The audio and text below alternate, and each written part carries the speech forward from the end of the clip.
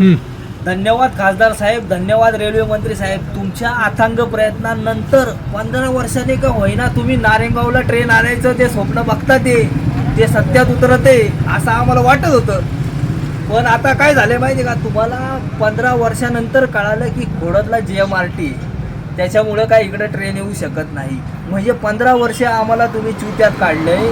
15 वर्ष तुम्ही 2013ला जेव्हा सर्वे केला की बुवा पुन्हा ते नाशिक ट्रेन होणार आहे, नारायणगाव स्टेशन होणार आहे.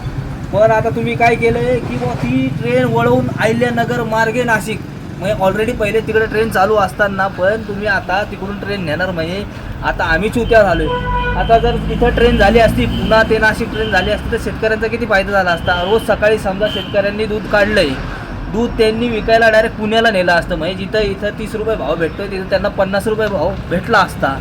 शेतकरी खुश झाले असते, तिकडची जनताही खुश झाली असती, प्रत्येकाचे 10-10 रुपये वाचले असते. पण आता काय झाले, तुम्ही ट्रेन आणतो कधी आणतो.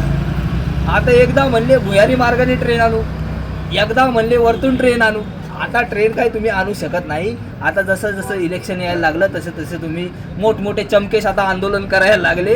काही त्यांचे फ्लेक्स बघितले आम्ही, आंदोलन करणार पुन्हा ते नाशिक ट्रेन. म्हणजे सत्तेत राहून पण आंदोलन करायचं हे कोणत्या वापरीच आहे काय पण. जय शिवराय.